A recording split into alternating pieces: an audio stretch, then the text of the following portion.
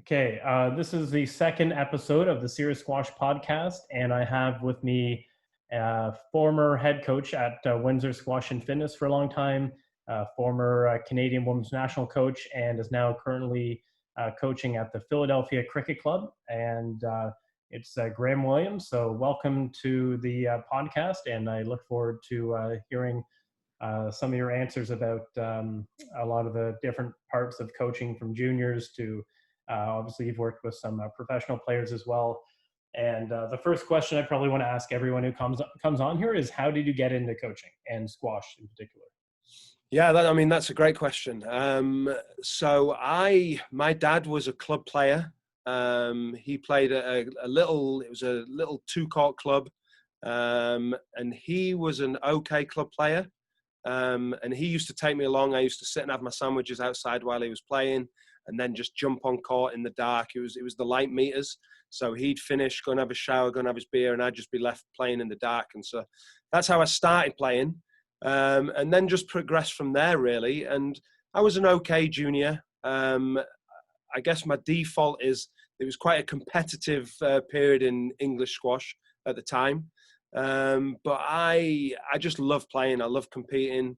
Loved going around the country playing tournaments, and yeah, I just got that love for squash from a real early age. Went to a school called Wycliffe College for 2 years. A couple of pros came out from there. Alex State, Alistair Walker, Johnny Harford, or a few. I went there for 2 years, and it was probably around that time where I was training really hard, but knew that this wasn't something that I probably had the mindset at the time to do full time. So then I went off and did a teacher's training, became a PE teacher. Did that for 3 or 4 years, and then went back into squash coaching. Started off as a part-time gig, just helping out a local club. And then pretty quickly I was getting really busy teaching at school, coming home and just coaching all the time. And then I made the decision, look, I could do this full time, and the rest is history. And so what do you enjoy most about coaching? So, yeah, the thing I enjoy most, and the reason I probably started, again, with my background in teaching, was definitely helping kids, helping younger people fall in love with the game, a bit like I did. So I sort of looked at the different the effect squash had on me, and all the opportunities that it's afforded me, not necessarily as a player.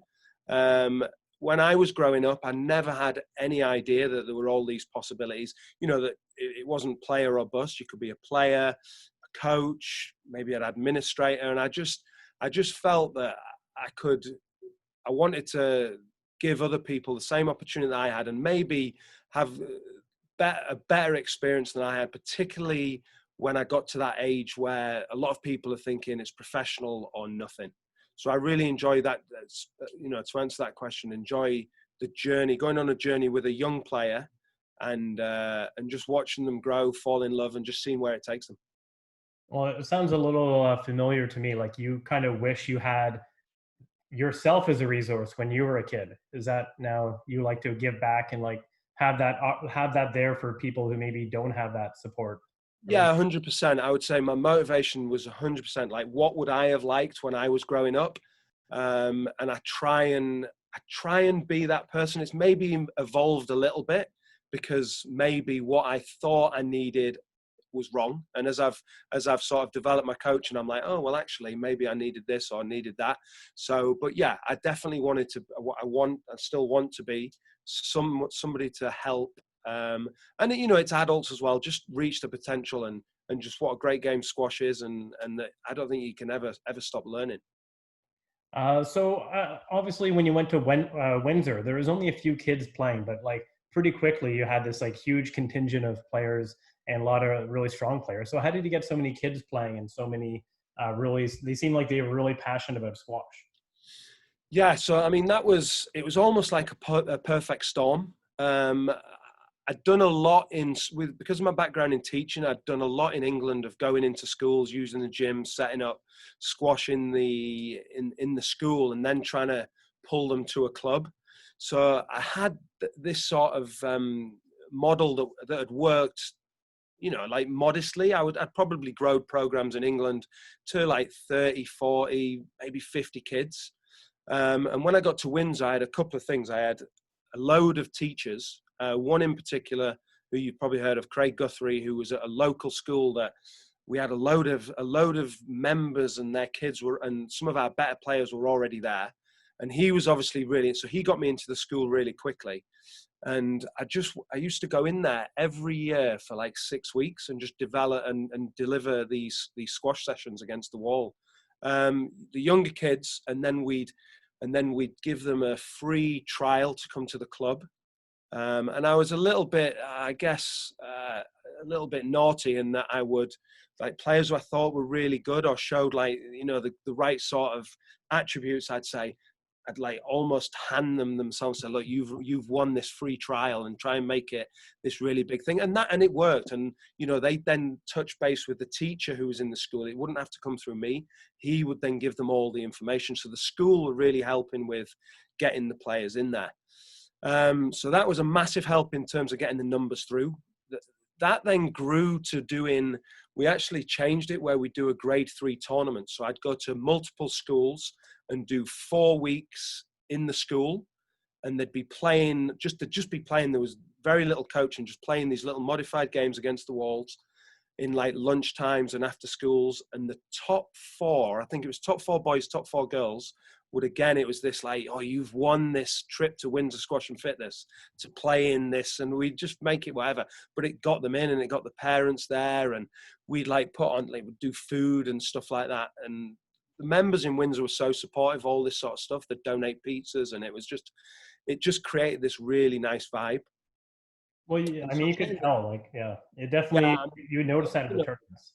100%. It wasn't just me. It was, I was almost like, I was there doing the coaching side of things, setting up all these programs, but I had like a committee of just members who were off like fundraising and doing all this stuff. And it was amazing to be part of. It was amazing. Yeah. So that brings me to my next question, where like I can relate to it a little bit. Like, you're at a program that you've like, been a huge part of developing and getting to this certain level, and having to move on to like a new position. And, that's a tough decision. Like, I've done it, you've done it. Obviously there's different situations, but like, how do you like make that decision? And like, what do you say to the kids and people that you're moving on, and they, I know some of the kids that I've worked with for years and years, they kind of like think that, oh, you don't want to coach me anymore or something. And like this, life, yeah, there's other opportunities, and you have to sometimes like do what you think is right for you. But I don't know if that was the case for you, or if there's any comments you want to make about it. But yeah, I mean, it was unbelievably tough. I mean, Windsor, my family, my own kids, I've got a daughter, well, I've got 3 daughters, one who's 12, and I've got twins that are now 9. And they'd been in that club from 4 and 18 months. So like, they had friends there. My wife had friends there. It was unbelievably hard. And even just thinking about it, it's like a horrible feeling. I've got that feeling of when I'd decided that I was going to make this move. So yeah, I just told the kids one day, we all came in, and I just explained that, this is, I've got this opportunity. We always talked about, like, we had this saying where always win the effort battle, always give your best. And I sort of said to them this way, I said, look, I've been here for 7 years, and I just feel that I'm not winning the effort battle every single day I get here. And it's time for me to move on and do something new. And yeah, I mean, it was tough. Like, the kids were great about it, but it was, I didn't do it too early. I did it sort of like a month before I left.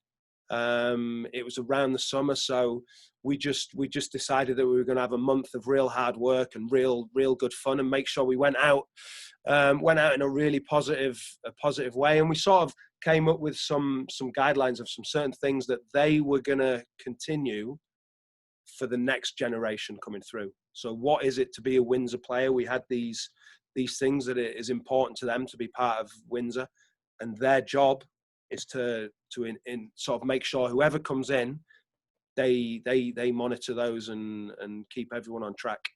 So we sort of tried to turn it into a learning opportunity. Well, I'd also look at it this way. I mean, this is maybe from the coach's perspective, but like, you obviously had a huge impact on like so many people, and in particular, like so many kids, and like now you're getting that opportunity to go and do that with like a whole new group. So Mm. I feel like it is hard to move, but it's also, I think you're actually spreading out your coaching and your passion, and like by actually going and trying to do that again somewhere else. So I think you'll always have those connections back in Windsor, and now you'll just make new ones, and Yeah. be able to like build up another great program, and I'm sure that's what you're doing. So I mean, I'd be interested. You obviously were at St. Michael's for how long were you there? 8 years, yeah. Right. And so how did you go about it? I mean, it was, yeah. I think there was already like some whispers somehow, like some people knew, and yeah, it was difficult. Like you didn't want it to be a distraction on the season, so you try not to say anything until later. But once you've kind of like you're not, even though, I'm not coming back next season, it doesn't mean you're not, like you've checked out. Like you still really care about the kids. You've been there coaching them forever. You have big tournaments coming out, provincials and nationals. You have kids that are applying to U.S. schools or whatever, doing really well, and I definitely still stay in touch with a lot of them, and Yeah, no. it just someday I'll go back to Victoria and I'll get on court with them, and if they ever come to London, and I'll hit with them, and who knows, maybe a few will come to Western, but I Yeah. think the parents and obviously the kids that you are closest with. I mean, I think you kind of just always want to keep tabs and see how they're progressing, and make sure they're still working hard. And but yeah, that's a tough one because there's no going back on those kind of decisions. No. Like, And yeah, I, do you know, I think, and maybe this is just a way of making myself feel better, but you think that one day they might be in the same situation. And, I left England to come to Canada, big decision, but it was the best thing I ever did. And, hopefully people seeing that you're not afraid to move on, they might have that 50-50 decision, and they might, oh, well, I remember so-and-so doing this, bang, I'm going.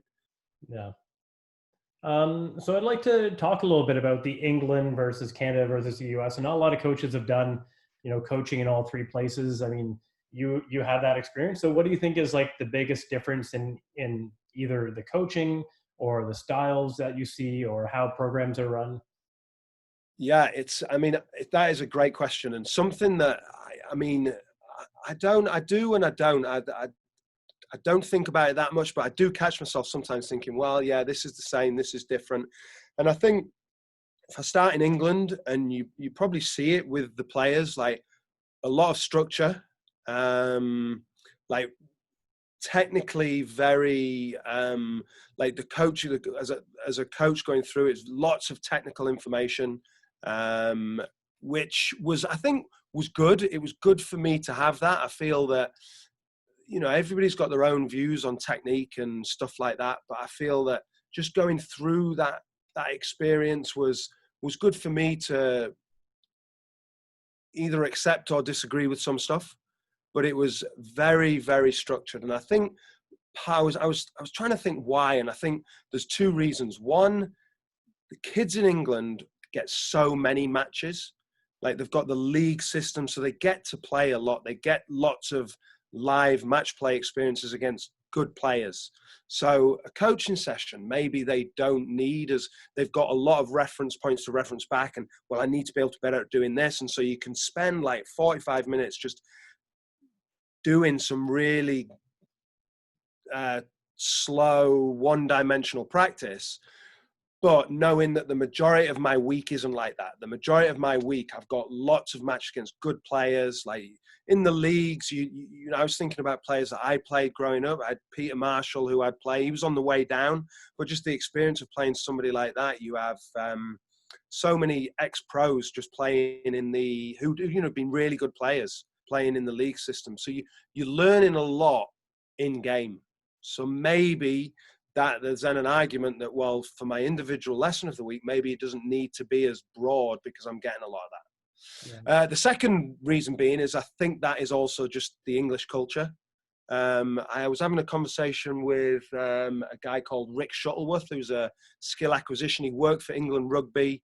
He did a lot in the Australian Institute of Sport and just all of it. And I was really interested in skill acquisition. And And Eddie Jones, do you know rugby at all? Eddie Jones was an Australian, went to manage or coach England rugby.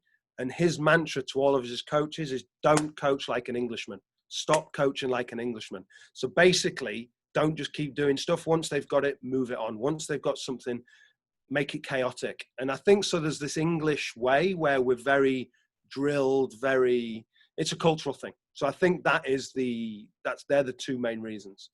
Coming to Canada, it was completely different in that I felt that in England, there was a lot of chatting between coaches, lots of workshops getting together. In Canada, there wasn't as much of that. There wasn't as much maybe of sharing ideas. So it was very much you are sort of on your own, and there would be somebody, a figure in squash in that area who was like the god, and all the knowledge sort of maybe passed through them or what you would do. I like Jonathan Power, world number one. Like everybody looked to Jonathan Power, probably rightly so. But I felt that maybe that was the only way. I got to, in Canada, then when I met Martin Heath, it was interesting to work alongside him because he had some different ideas, and it challenged some of the things that I'd maybe learned from England. And so it was good, like sort of going back and forth and hearing what he had to say. And then the thing I liked about Canada, very similar to England, was it very community community orientated. The clubs where the kids were like, court rats on court, like trying stuff out. I felt that they were, the Canadian kids, and I think maybe this was Jonathan's influence, always very expressive, like always wanted to be, they were always not afraid to try new things. That was just my experience with them. And again, maybe compared to where I'd come from. And then being in the US, again, I've not been there that long, but unbelievably driven. Like the club where I am, it's, they've got a history of producing players who go to college. College squash is huge, and they're just very, very driven around tournaments, which is good and bad. Yeah, a lot different than when I was a kid playing in the US, when it was like, it was like they were still getting out of hardball, and I would go play the US Open, and it would basically just be Canadians in, the end of the draw in every division. Like it was so different. And I think most of it is the college squash game, like really changed the US squash game. That's interesting. Yeah, I mean, look, I love the drive that the kids have got. They want to play tournaments. They want it so much. It's like maybe, and they've just got the numbers. Like, in England, as I was leaving, like you look at the size of the draws, it was tough to get people to sell the game of squash. Here, they're on the way up. They're riding that crest of the wave. I think there's lots of reasons why, like college squash being one, maybe the biggest driver. And obviously, there's a lot of money in the sport. It's growing. And I said this to somebody the other day that, when the US decide to do something, they just go all in. Like from a facility standpoint, from a coach's standpoint, you look at the number of coaches who've come over to the US, it's huge. So I'm going to put you on the spot here a little bit. So all those things you just mentioned and how good the US has done the last, 10, 20 years, do you think they could ever overtake Egypt as the premium squash country? Do you know what? I would say at the minute, the infrastructure isn't there. Yeah. I think and in terms of like the experience that an Egyptian has at the age of 16, like they're playing top 30 squash. They've been on court with the top 20. They're watching it all the time. It's just in their blood at the minute. And it's a bit like, I think, what was in England, like when I was a kid, like you had like not that top, but that you were mixing with top 30 in the world early on in your career, and you were just learning on the spot. And I just think at the minute in the US, that's lacking. They, as a kid, I'm playing my US squash tournaments. I don't know that they're playing a lot more. One of the challenges in the club is like, you need to be playing more. Get on court with some adults. You just need more matches, and you need to learn about the game. So that would be something that I would say is holding them back at the minute. You know, they'll get the odd 1 or 2, and they've proven that. You know, like you look at the women, little bit different for women because they can get that top 20 standard squash by playing men. Yeah. But I just think with the men, it's tougher just because for them to get that top level. The college stuff might replace that eventually. You know, it's getting stronger and stronger and stronger. But that would then probably mean that's your only route to turning pro, is that if you don't go to college, where are you going to get you're going to have to move out and do that sort of stuff. That would be my guess. I did remember hearing a rumor that in Egypt somewhere that they had under 11 junior league, and they had like teams of 11 people per team, and they had like 17 teams. So they had like 17 teams, and they're like playing at a good level already, like 8, 9, 10 years old. I'm like, you know, how can you compete with somebody who's like in a club? Like, and look, even if those numbers aren't accurate, you know they've come from somewhere. You know that there's something going on that has made somebody. And I mean, I've never been. That would be a place I would love to go to see what they're doing. Yeah. And it's so tough. I mean, the other thing to look at, and as I do think sometimes, and this definitely happened in England, maybe in Canada a little bit, when you see you playing that Egyptian, I feel like there's an inferiority complex. Like you look at Paul Cole, you look at like a Rodriguez, you look at an Elias, these players who don't come from a massive tradition in squash, you can compete with them. You can. But it's maybe, you know, we were talking earlier on about technical, tactical, maybe they're not the most important things. Maybe there's something else, like there's a couple of other behaviors that come before that for you to be able to compete with those guys. So if you were coaching a kid came into your club, like brand new, like what do you think is one of the most important things for them to develop early? If you had to pick something. I mean, yeah, great question. And this is something that I change every day of the week. It's such a difficult one. And I think it's fun. It has to be fun. You have to want them to come back. And, you know, I've changed very much in that I try and look at who's this kid in front of me. So what other sports do they play? I try and get an inkling of what sort of stuff they like. I might play a few rallies with them and ask them, right, what's the best thing about this game? I try and gear this lesson around them and what they're saying to me. Like, you know, I might do the traditional, right, we're going to hit some forehand drives, but that might not be ticking their boxes. So I'd want to know, right, what do they like? Play the game. Have they seen it? What do you like about it? If not, look, let's play some rallies. What do you notice about the game? And see what they give me. And based on what they give me, that would be the direction I would take them. They need to have fun. They need to have fun and want to come back because if they don't come back from lesson 2, you know, I could have given them some great information in lesson 1, but if they don't come back, it's wasted. Well, that's actually something I can see when I was at the World Juniors 2 years ago. I noticed, like, you know, the Egyptian players actually looked like they were enjoying themselves on court. Like, they didn't look stressed out. They didn't look like they were like, you know, somewhere where they didn't deserve to be. They actually looked like relaxed. Like they looked like they were having fun playing. I'm like, so these guys can play at the highest level in the world and they're enjoying it. So I don't know why, you know, like obviously to get to that level, you want to win, you want to like, you know, put it, you know, your results matter, but somehow they're getting the results. And I feel like that mental part, that's something that they're learning, you know, is actually, you know, something that maybe some of the kids around the world aren't quite getting, but you know, I would agree. Definitely, fun has to be first, and you know, you can't want it for the kid as you know, as much as you want to as a parent or as a coach. But I think, you know, you got to try to hook them in a little bit, and then let them. You know, once you have them, then I think you have options to kind of, you know, change their forehand or their grip or learn a shot. So yeah, and I would agree. And I think, you know, it's sometimes I think as coaches, we want to help. We've got all this information, we want to give it. And it's just, you know, and this is where I've been developing, is actually the art of coaching, the skill of coaching is knowing when to give the information, when to hold back. And then, you know, it's just the art of coaching isn't knowing everything. You know, the internet's amazing. You can get so much information off the internet. Like I'm learning to play golf at the minute. And, you know, I can get all the information off the internet. The art of coaching is that personal somebody making you enjoy it, making you feel relaxed, and just knowing when to give you the right little nugget and not overdoing it. And I'm learning a lot about like what I would call the art of coaching. And I used to be, I've got this information, I just want to, there you go, take that. And nothing sticks. Yeah.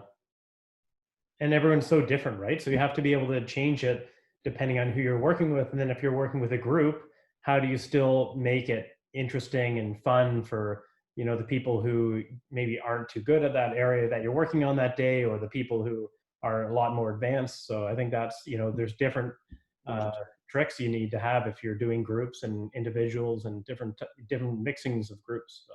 Yeah, the group versus individual dynamic is like interesting, and one that, again, I've been experimenting with some things. Again, this idea that I said earlier of at the end, I think at the end you're trying to think, right, what do I want at the end? Like, what am I working towards? And, you know, you'll go off in different, but at the end of the day, if I'm working with a junior, I want a player, not even a player, I want a human who, if they go to college, the coach says, I love working with this person. He's really coachable. He works hard.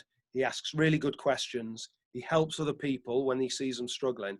And so that, if that's my end game, that needs to be a part of every lesson I do. So I need to give this kid an opportunity to take on those roles in the group dynamic. So he needs to be able to call out this other guy if he's doing something wrong, right? Or if he's not understanding, or if he's not hitting this certain criteria that we've set at the start of the lesson. So yeah, and that's something that, like, what do I want? Do I want a world number one? I mean, realistically, that's unbelievably difficult to do. So I look at it from another standpoint. Well, okay, I want a kid who, if he goes to a Canadian national squad, a US national squad, an English national squad, is prepared to get the most out of that situation. Get a job. I want them to be prepared, in a position to understand how to get the most out of any given situation, and be self-regulating. You know, like in a squash match, there are so many decisions that you have to make in game one, that if you're relying on me at the end of that game, you know, you need to be making decisions at 2-0, you're 2-0 down, right? Are you going to carry on, or are you going to make, you know, you're going to change? And I think we need to create, I hear it a lot that people, and it was maybe in England, this happened a lot. We've lost these creative players. Well, a creative player isn't made by being constantly told, do. You've got to let them own it.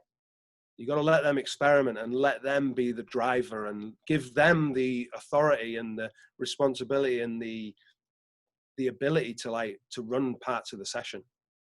Well, I think 1 year at St. Michael's, actually, 1 day a week for our practice, I would let the players pick what they want to work on, and they would run their own practice. And, like, you know, at the beginning, they're like, okay, Chris, just tell us what to do. I'm like, no. You guys have to take initiative. Like, what do you want to work on? What is fun for you? Like, it doesn't have to be so structured and, you know, like, difficult every time. It can be fun, and you can be creative. And, like, so I think that was, you know, some of the kids were maybe a little bit young for that, but I think that's something I would probably do more of, I think, especially now working with the Western team. So I think that's great. And, you know, I've started to do stuff like, you know, you're going to lead the warm up. You know, this is the theme. You know, this is what you develop practice or here's the game.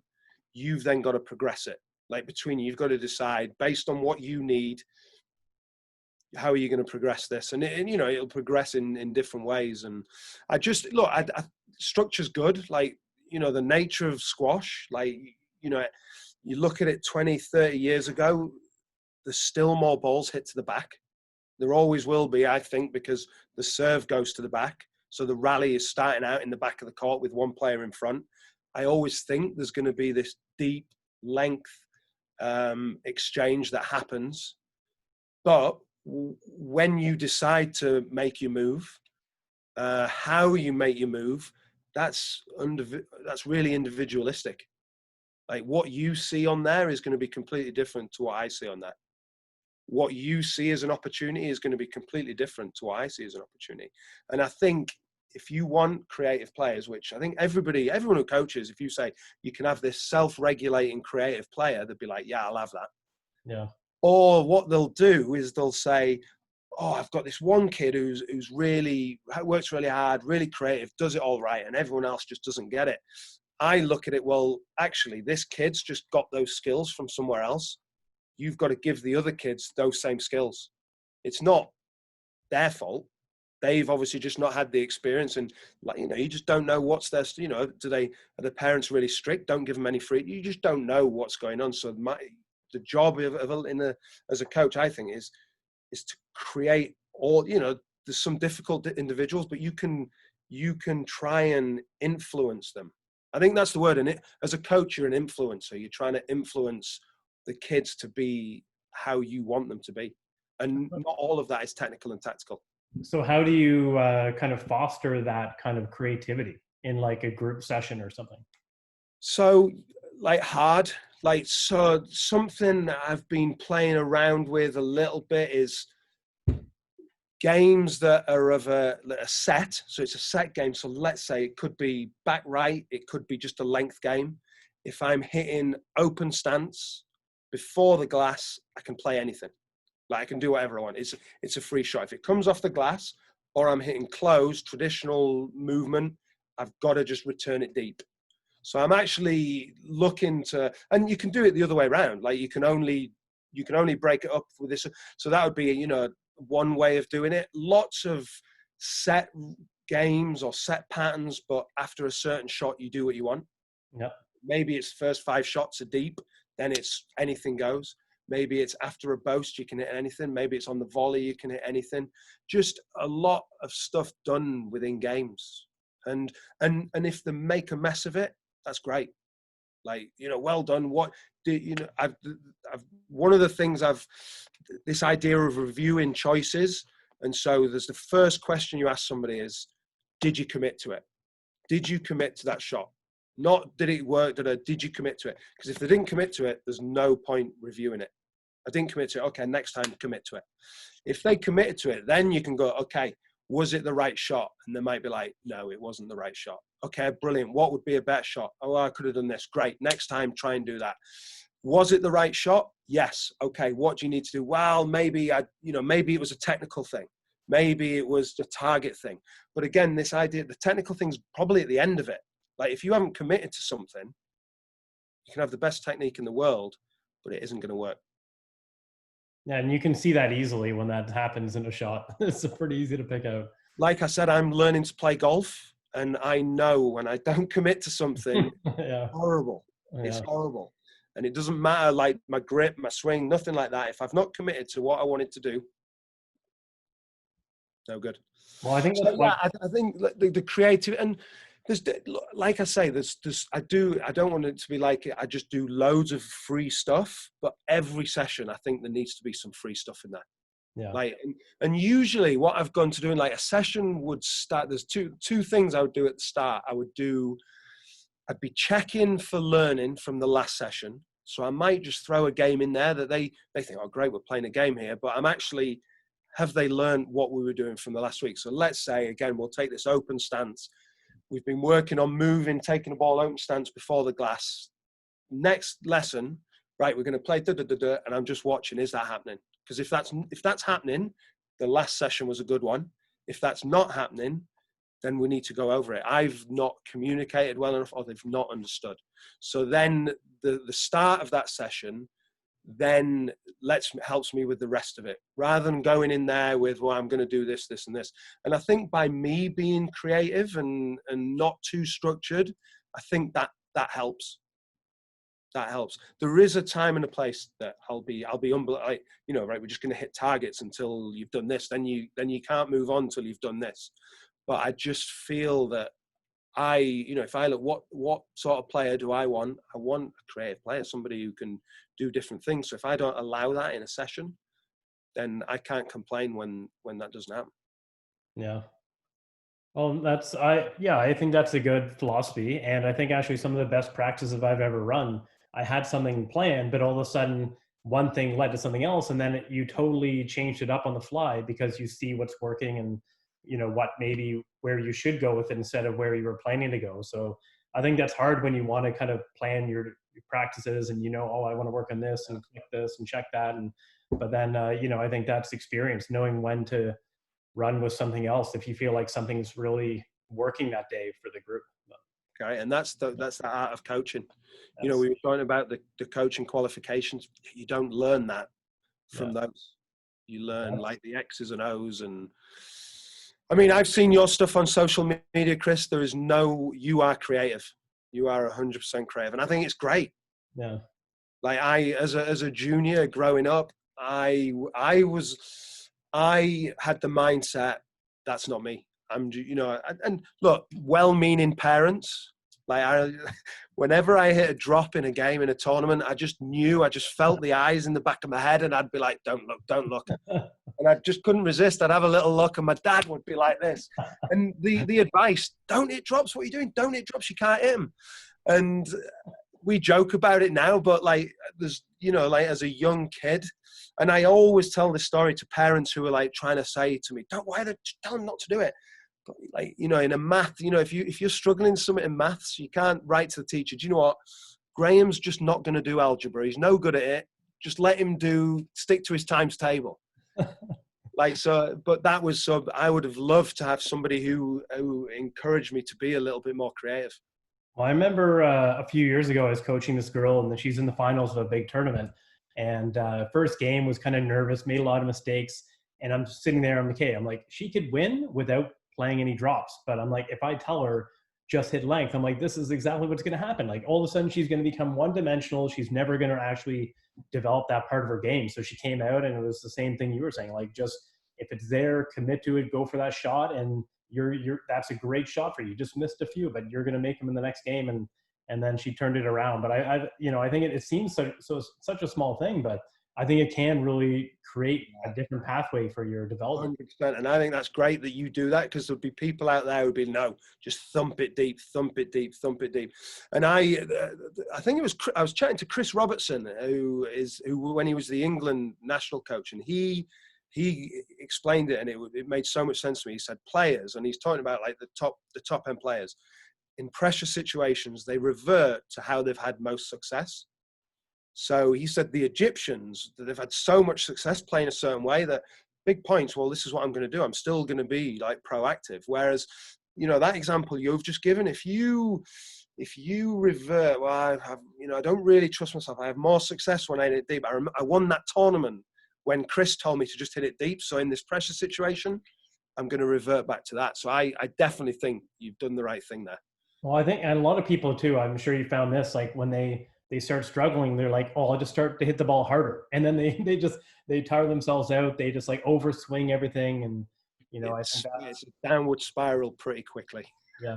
But, it works for a few people, even a couple of pros, they just, bash the ball, and they can add pace, but they're not always taking pace off and moving it around and thinking. But I guess it's very individual, right? Because you could look like Sherbagi and say, okay, if he just hits everything as hard as he can, and he's super fit and he's strong, and he's still going to be super tough to beat. But is he beating you or just wearing you down, playing old English style Jonah Barrington squash? Yeah, and I mean, look, Sherbagi is a good example. I think he's probably realised now that he's got to add something, because you can only be that player for a small window. You can only be the fittest and the strongest for a small window. Eventually, another player can beat you on that, and then you need something else. And he looks like he's started to make a few little adjustments and sort of recognise it as well. If you want to be that longevity, you can't do that banging a ball around for. Well, you wouldn't think you would enjoy it either. It's there's not a lot of enjoyment of just, I mean, maybe you do. I don't know. I've never played that style of squash, but I wouldn't think I would enjoy it. But I guess that's maybe different personalities. And do you know what? I think so. I think just and again, when I play football, I play soccer, and I'm blood and thunder. And I don't know if it's my personality or in that, maybe I know I'm limited, and it's well, I'm not, this is all I can do. I think it is a personality thing. Yeah. So I have a question for you. If you were currently, or if this was either for you or someone you were coaching, and they were one of the top juniors in the world, and you're in grade 11 or 12, would you consider going the CSA route, going to college and trying to better your game there? Or would you think about going straight into the PSA? this is another interesting and very, obviously now I've moved over to the US, I'm learning a lot more about, the school system over here. I don't want to like sit on the fact, but it would just depend. I would be asking things like, what college? Like I'd be, if they were really serious about going pro, it would be who's the coach, who else is there. I'd want to find more about, the environment of, is it going to help you or is it going to be too much of a distraction? I would want to know definitely about the coach and other players there. And, I think it would make sense to look at who's come out of that school. Like, have they produced or have they got a record of players going in there and not seeing them again? So that would be something I'd look at. The course, like, is the course something that they're interested in? Because I think if you're doing, even though you might want to do squash, if the course is starting to, I think that's going to take away from your squash. So I think if the course is something you're really interested in, it's got the coach is really good, and they've got a history and good players there, I think it would be a great choice. Like I think that transition from junior to pro is unbelievably tough. Like to do it by yourself, like sorting out your own training, sorting out flights, flying around, making zero money. It's tough, and that breaks a lot of people. That's not to say it can't be done, because I also think some of those things help you become a true professional. But I think the way they've got it set up, if you have good training partners, great facilities, I just think those 3-4 years where instead of it being dog eat dog, if you're pretty driven and this is what you want to do, I think it'd be a good environment for a lot of people, definitely. I mean, Farag did it, didn't he? It'd be interesting to see how many more do it. The French guys there. Yep. The women, a lot of women have done it. A lot of the Canadian women and obviously the Sobies. So the women have shown it can be done. So yeah, I would not be against it. I think 10 years ago I would have been, if you're serious, probably not. So if you were, let's say, even if you go to college and then someone wanted to play pro, like where would a good place to be based out of to try to actually get the most out of your like professional career? Like what country, or is there a certain club or city, certain coach or, team of athletes you would want to train with? Yeah, again, I'd be pretty practical about this. I would look at the players who I like the way they play. I think are similar to me in terms of maybe build or strengths, weaknesses, and where are they? Like, I mean, obviously there's lots of them, but if I was looking for a coach, I might look who coaches these players. I definitely want to know like who are you producing. So there's lots of examples out there of players who've made him. Obviously Palmer, Dave Pearson back in England, Rob Owen seems to be doing a great job over in England. I mean, these are the English guys. Obviously, I'm a little bit biased towards because I simply know them. But as I said before, I think the big thing is like, what's the environment like there? Are there the right players there? Is it the right setup for that person? But I think there's lots out there. I would, and probably shooting myself in the foot. I would be looking at, unless I knew the person individually, I'd be looking at, right, who've they produced, what are their players like, and then, maybe go there and try it out. I do think like the Canadians, they 100% need to get out more. Like the girls started to do it. I'd go to Egypt 100%. If it's my job, if I want to be the best I can, I'd be throwing myself in there. Like any opportunity I got just to experience it and just, try and learn what I can. I might not base myself there all the time, but I would 100% go there. I'd 100% probably go have a little stint in England because of all the leagues that you get a lot of matches. That would be good for me at a certain part of my career, probably. But yeah, I think you want a coach as somebody who you can work with really well, probably shares the same philosophy and beliefs as you, and that relationship's a really tough one. Yeah. It's a tough one. You've got to. It's also tough depending on what you can afford, right? Like if you're just starting out and you're not making any money, maybe you're just out of school. You don't, you have to do what's cheapest, and that's not always going to be what's best. So hard.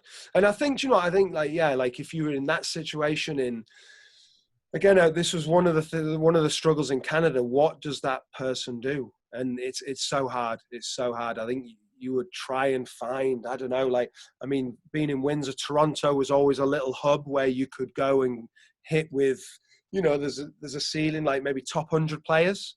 And so, like, as a young pro, like, if somebody like an Amin Khan, who's a player, David Mill, I'd be saying get into Toronto and go and hit with the Nick Sackvies, hit with those guys. Yeah. And get as much exposure of that as you can, because you know that your competitors, what they're, you know, the Egyptians, you know what they're doing. Okay, I have some other kind of just, I'm going to shoot all over the place a little bit for some random squash questions. So first one is, what do you think is the most underrated shot in squash? Yeah, this is a great one. I can't pick between these two. So number one is the straight drop. I just think if I can't play, I know a lot of people will do the drive, but I think the straight drop, the setup is very similar. But if you can't hit a straight drop, I think you're limited. I think every time you hit the ball, you should want a straight drop option, because it affects your opponent.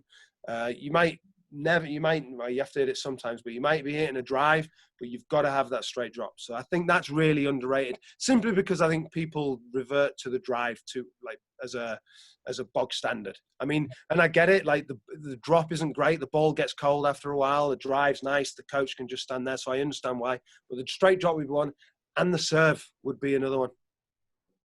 I think when I was in Windsor, I think Windsor I think they were in the top 3 worst servers in the world. They were absolutely brutal. And I couldn't get that. I tried everything. I tried prizes. I tried all these conditions that any practice we did, if your serve didn't hit the side wall, the rally was over. I tried everything. But as a result of being the world's worst servers, they were also the world's worst returner servers, because they didn't have to deal with any good serves. So they'd go to a tournament and somebody would have a good serve and we wouldn't know what to do.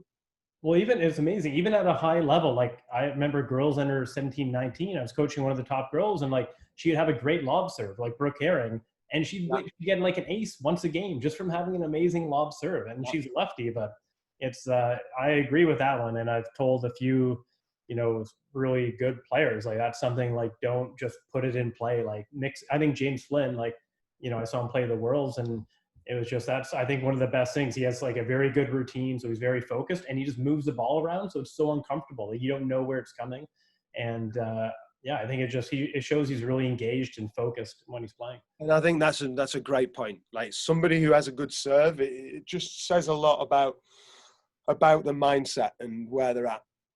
The Canadian girls, they all had, like, Nikki Todd, great serve. Danielle Turner, great serve, and just used to win points. Yeah, or set up something, right? Yeah.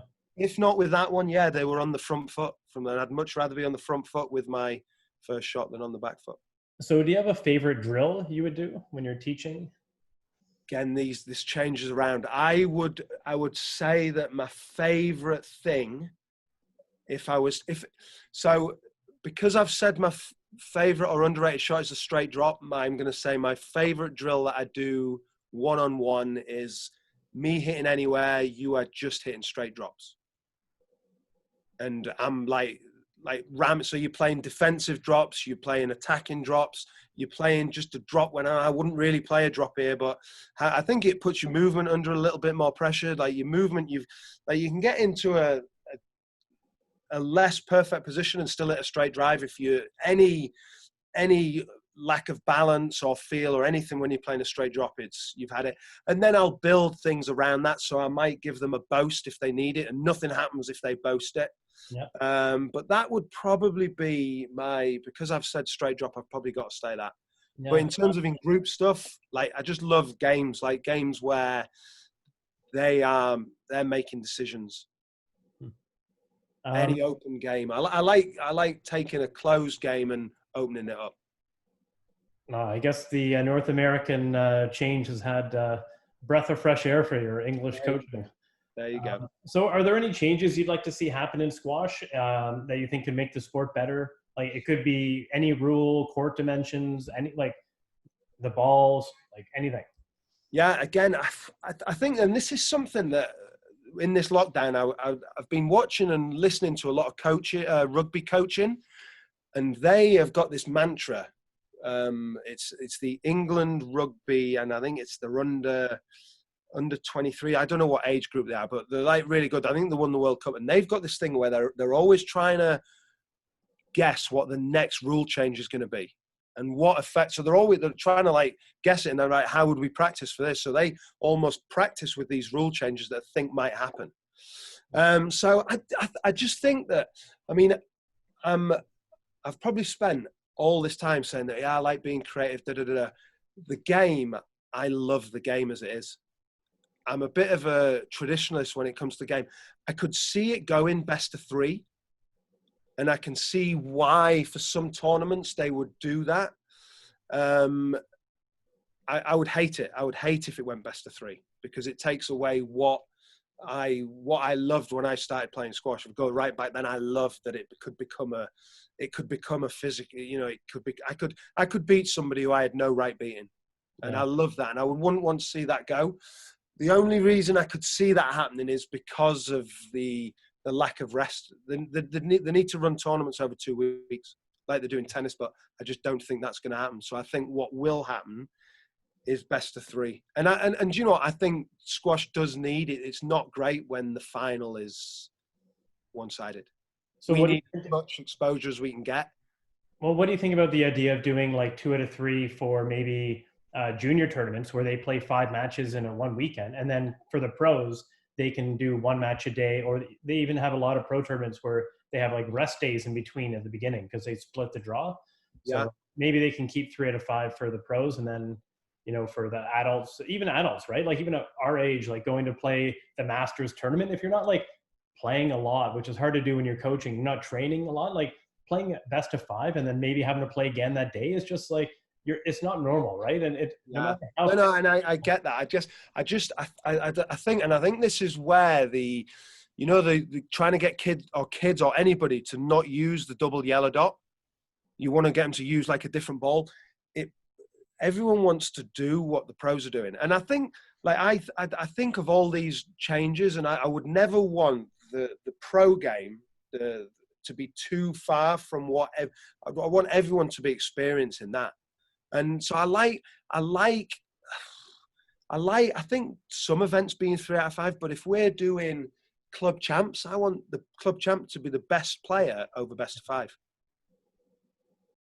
I think if a junior, I just want it to, and I guess I'm stubborn in that I want it to be best of 5. If I'm going to win something, it needs to be best of 5. Like league, and we did this in the club leagues. You might do 2 out of 3, and you know, like in a silver and a bronze to get all those games in 2 out of 3. But if I want somebody to win, if I'm running a tournament, if I've got I want the winner to have won it best of 5. Yeah, I know kids are usually fine anyways. They can go play 5 matches and you know, they're still there at practice on the Monday, but I don't know. It's definitely a little bit harder if I have to do 2 5-setters in one day. Listen, 100%. I would be the same. If it was for me, I'd go best of 1. If it was for my own enjoyment. But no, you asked at the very beginning what got me into squash, and that being 2-0 down and winning. Yeah. Oh my God. There's no better feeling in the world. Well, it kind of makes you think that it's never actually over till it's over. Like you can be getting outplayed and you still have a chance, right? You can just, if you win a few points, you get a little bit of a lead and you win a game, then it can definitely change the entire match. Yeah. I mean, look, I know the players are a little bit torn on it, and I understand why they don't want to get all the way to the final and not be able to perform. It must be unbelievably frustrating. I just wish there was a way that, you know, like the tennis ground. Look, I'd even be the main, if we had like, you know, our main World Series events were best of 5 and everything else was best of 3. I'd be okay with that. Yeah. I just think that best of 5 is that's what I grew up on.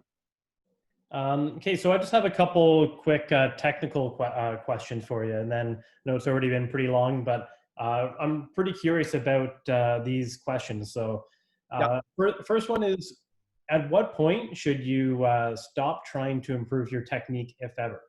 And I'm asking this because I remember even up to like 5 years ago, like I asked Stuart Dixon in Victoria, I'm like, hey, Stuart, can you just look at my forehand? He's like, why are you working on your technique? You've played for 30 years. Like your swing's fine. Like just hit the ball where you want to hit it. And as soon as he said that, I was like, oh, actually, like I feel like actually a lot more accurate. Like why am I thinking so much about how I'm hitting the ball after playing for so long? So. I mean, 100%. Like you can definitely overthink it, and find problems that maybe aren't even there. I've completely changed in how I had a technical framework that I thought was the way to hit a squash ball. It was checklist. I had that, and I did that, and you know what? It worked for some, didn't work for others. I'm now very much like, what do you want to do? Like, what is it that you want to add to your game? And if that needs a technical change, then great. But if you don't want to add that, why change for change's sake? Like, again, I'll go back. I'm learning to play golf, and off the tee, I'm absolutely hopeless. I always bend it that way. And so I'm hungry to learn. And if somebody's going to change my technique to change that, I'm all in. Other parts of my game, like around the green, I'm actually okay. So I'm less inclined to change anything because I feel that I've got something that works. And I mean, it all depends what level you're at, but I think whatever level you're at, and I think the pros are the same, they've got so much knowledge of their game. They've got so much experience. Well, I want to add this. I need to add this, or I've seen this. Like, how can I do this? And then that technical change has to, one, you have to know why you're doing it. Why am I making this change? What's it going to allow me to do? Because how am I going to measure it if not? And so again, it wouldn't come from me. It would come from the player saying, I need to add this to my game. And that it might be them saying, I need to add this. It might be what do you think? It might be like a two-way thing. But until somebody's ready to acknowledge that they need to add something to the game, why change it? And then, is it ever too old? Again, I think, like there's players who start later and want to keep getting better, so you make a technical change. Then there's also maybe as you get older and can't rely on your physicality as much, you need to change the way, if I've been banging the ball as hard as I can with a closed racket face and my body's falling to bits, I'm going to have to, I need to learn how to slow it down and maybe absorb. And so that would require a technical change. So a second question here is, when you move, how do you teach somebody when they're moving to the front of the court? I think when I was a kid, I was always taught, obviously, hit off your front foot, be square to the side wall. But then that makes it very easy to show that I'm hitting the ball straight. And, if you're just like totally selling out for a straight shot, then you're going to have trouble hitting a good whiff. So how do you teach the movement and the posture, and what do you think is ideal for, assuming they have the physicality to actually have a decent lunge, what do you think is ideal for that situation? So, there's a couple of things I would do. So one, I believe you should be able to hit off both feet. As any other sportsman in the world, it's an advantage to be able to do stuff off both feet. And again, going back to rugby, I was chatting to this guy about it, and they would always be taught to pass this way off the left leg, this way off the right leg.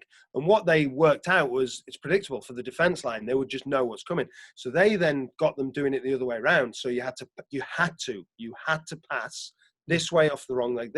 And they did all these drills just because it allows things to be a little bit more deceptive and not as easy to read, like to what you said. So I would say that if you can hit off both feet, it's straight away a little bit more deceptive, straight away. Even if I only hit two shots, it's just, you're forcing your opponent to look at different clues and read things differently.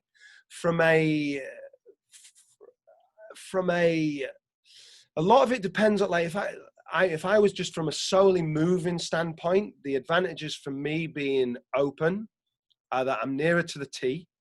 So when I go into the front, particularly on my forehand, I've got more reach going in there. So I can stay nearer to the tee if I'm under pressure. And also my movement back out, my hips aren't in the way. If I go in traditional, as I come out, I'm going to come around my hips to get back to the tee. So if I want to get in quick or get on the next one, if I go in open, I'm going to come out much freer and probably be in a better position to get onto the next ball. That works the same on the backhand. The difference on the backhand is my right foot and right arm get me closer to the ball if I'm under loads of pressure. So I'd want both. And I might do a session where you have to, I might say, right, you've got to use only right. Or I might do 2 minutes where you've got to use right. Now you're going to do 2 minutes where you've got to use left. Now you've got to alternate. And then eventually, right, you've got to choose and let them discover what works best for them. And then start bringing in some of those options. Well, what else can you do from this? What do you feel you can do from this position that you can't from there? Or I might, if they're stuck with it, I might challenge them. So, okay, well, from now, you've got to hit a straight drive or whatever it is. And then your next shot, you have to play this particular shot from the same position that you've just played that one from. So you're not allowed to change your feet. You've got to, so trying to get them to understand what gives them more options. I just find that, like, again, I've been down that route where of telling this is what you've got to do. And I just don't know that that's the way to do it. I think it's a lot more powerful when you discover that yourself. And my job as a coach, the art of coaching, is to set something up that makes you discover it. So a practice that I do for that one quite a lot is getting them doing that diagonal movement. It's a toughish one to feed, so it's quite good with beginners. So I'll get you to hit, I might get you to come back of the service box, and then I'll boast it, you going to the front left, and say you've got to do that with traditional close stance. You've got to do it that way. And I'll try and put them under quite a bit of pressure. And then I'll say, right, we're going to do that again for another 2 minutes, but this time you have to use the other way. And always the comeback is, it was a bit easier doing it that way. I wasn't moving as far. I felt like I was spending more time on the tee. And so straight away they see the benefit of it. Now, then it's like, well, when might you use when might that or whatever. And just understanding that I just don't think you have to do it this way. I don't think that if you watch the pros, you look in the front right, I mean, they use the right foot most of the time. Every now and again, they'll use front left. Yeah. Front left, it's maybe more 50-50. Back right, it's again mainly right leg. Every now and again, they'll use the left. Back left, it's more 50, 60, 40. Call the strong movers, very good open stance in the backhand corner. So one more technical one about moving to the front and going to play a counter drop. And I'm asking this because I remember Nicole Bunyan said she did a camp with the national team in Windsor. Right. Like, I didn't even know how to play a counter drop before. I'm like, oh, well. So I was just curious what you. So and this comes from. I learned this from Chris Robertson. He came into, like, there was a guy called David Pearson who was national coach English squash, unbelievable. Like, just he's like so well renowned in England. Like, from a technical coach. You know, when I speak to people who were coached by him, I mean, he was more than that. Like, he had an unbelievable personality. He was He was really good at building relationships, building trust. So I think he gets labeled as this unbelievable technical coach. He was just a good coach. And he had this framework that he 100% believed in. And I just think any good coach who has a framework that they believe in, if they can communicate with you, you're going to have success with them. So and then Robbo came in, and he was technically very sound. He understood that a sound technical framework was so important, but he was very much about the game. And he started bringing in this idea of, like, appropriate racket preparation and moving into the front and not using the racket. So, like, there's this, you see the ball going in there, and the first thing that moves is, like, your arm extends into the front, and all you're trying to do is actually just stop the ball bouncing twice and get the strings under the second bounce. And then once you do that, by just pushing your leg, you just get that little bit of backspin on it. As long as it goes above the tee, it then just drops in as if it's dropping in mud. And a lot of players go in with this here, and so they force themselves to go in too far into the front. So it's you're trying to defend two things. You're trying to defend the ball and the tee. So the nearer I stay to the tee, it's the next one. I'm then going to be in a better position. You know, if I go in there, like in here, I might get to this one, but it's the next one I'm going to be in big trouble. So I remember that with Nicole, she was coming in with the racket maybe here, Whereas we were trying to get the first thing, and I remember I'm stood in the front, so it's tough because it's quite a fast practice. So I'm looking this way, and I just need to see her racket be the first thing come past me, as opposed to a foot being the first thing that comes past me, which means her racket's here. Okay. So yeah, that's how I would go about that. And it was Chris Robertson taught me about, and because I was always, and it's instinctive. Somebody puts a short ball in, and you go in there hell for leather. You want to hit the ball as far away from there as possible, because it just makes sense. Well, this is where all the stress is. I'm going to get it as far away from me as possible. But just changing that mindset, well, actually, the easiest target for me to hit is the one that I'm closest to. Yeah. And just changing that mindset, and then sort of thinking, right, I'm working hard, but I need to be so relaxed and so soft and just use my reach. I mean, I'm a tall player. Nicole was tall. It's going to be to your advantage if you can not get sucked as far into those corners. Well, I've always found that shot like quite challenging and something I've worked on like later in my career, but it's something, I wish I learned when I was a junior, and you see it played a lot more than it ever used to be. Yeah. Listen, me too. Do you remember my dad said, don't drop? That went for counter drops as well. Yeah, I imagine it did. So just, I guess, last couple questions here. If you have any tips for younger coaches out there, or if you could speak to yourself when you were just starting out, what would you say to yourself? Yeah, again, I was lucky. And I think I went into coaching on the back of some of this. So I did a decent job of this. Get a mentor. Watch as much coaching as you can. Understand what type of coach you want to be, and that might change. You might have to keep changing that, but what is you're going to be? What are you going to be known as? Like, what type of coach do you want to be? And don't be afraid to make a mistake.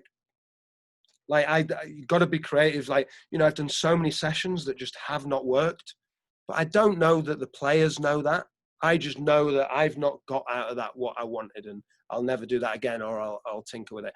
And because you said this, if you're bored, or if you're not, again, go back. I want a player who is open to learning, who is creative, who's not afraid of challenge. I've got to be that coach. I've got to do all those things as a coach, because I can't ask somebody to do something that I'm not prepared to do. So yeah, be lots of help. Don't think you know it all. And just keep learning, be open to learning. Oh, I think that's great advice.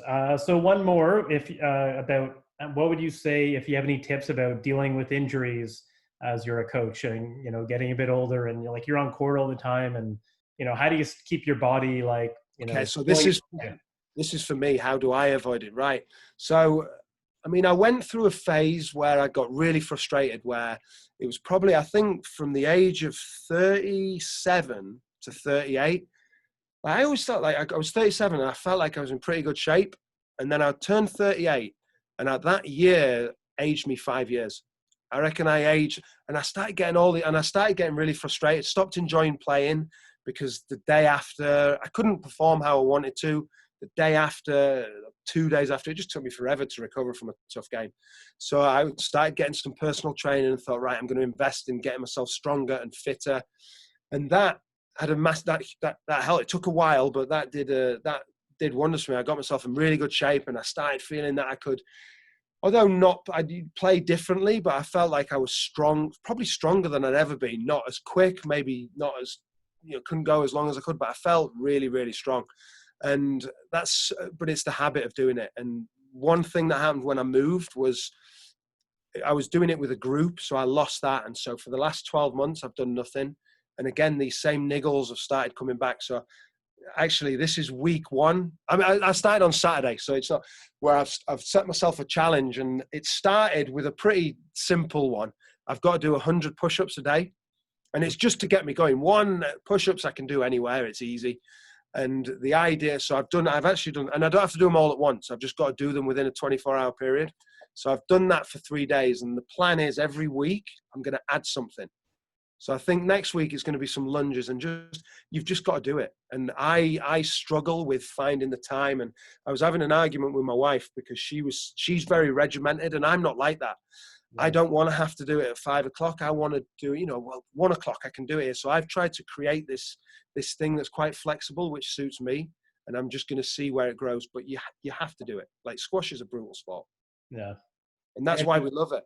for a coach too, right? Like it's, Yeah. you know, you're cool down, then you warm up, you're moving around, like, you know, pretty easy to get tight and lose your flexibility and range of motion. So. I need to be better at stretching, because that's the other thing. You do that long day coaching straight in the car, particularly in the winter, and you just Well, I I think need, that's what I like about group sessions. You can actually do some of the training, you know, a little bit of it, and do the stretching with them at the end. So I think right. if you just get in that habit of like, okay, I'm going to do that every junior session. I'm going to stretch with the kids for 5 minutes. But if you do that 2-3 times a week, that's going to add up. Yeah, I mean, I saw your workout. Like you did a lot in lockdown. You would like doing them. I did quite a few. Yeah, there wasn't a lot else to do. So Yeah, that's well. I was in the same, but I didn't do that. I mean, I should have done. yeah. I Well, you're married actually, with 3 kids, so. the break actually, it was force, but the body actually felt started like some of those aches and pains disappeared. Like I was getting knee pain, disappeared, hip pain disappeared. So I'm sort of now saying, right, this is, you know, I'm pain free, so I need to start investing to long may that continue. So the last thing, my brother just wanted me to ask about your winning smile. So I don't know what he was talking about, but he This said is you have it. a winning smile. This is That's, it. that's it. Listen, the last time I played your brother, there wasn't he had the winning smile, not me. Well, at least that one Hanbury got some revenge then. So. There you go. He took me. Yeah, Toledo. Still hurts me that loss. That would hurt me too, even more. It's worth $200. Yeah. Yeah, Toledo paid good. Wow. I'll have to go next year if there is a tournament.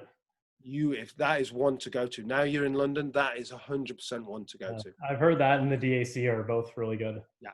But yeah. Well, thanks a lot, Graeme. I know that was a pretty long interview, but I mean, we were chatting, I think 20 minutes even before I started recording, and it's so easy to talk squash with you. And I feel like I learn a lot, like just asking questions and listening to your experience. And, you know, I think that some other people will really enjoy, you know, what you had to say. And I think how open-minded you are and how humble you are, I think it comes through pretty clear. And I think that's why a lot of your pupils, for sure in Windsor and now in Philadelphia, really enjoy having you as a coach. So. Well, that's good for you. I mean, I like one of the reasons I wanted to do this is you know, like we're squash geeks, aren't we? And chatting and just picking up, you know, different ideas from people. I think it's really healthy. And, you know, we said beforehand that sometimes, and that would be a young coach, you can get a bit, oh, I don't want to be wrong. Like, don't just get out there and just be open, and you'll learn so much more, and it'll be a much more enjoyable career that way around. Yeah. All right. Okay. Thanks a lot, Graeme. All right, Chris. Okay. Talk to you soon. Take care. Good luck.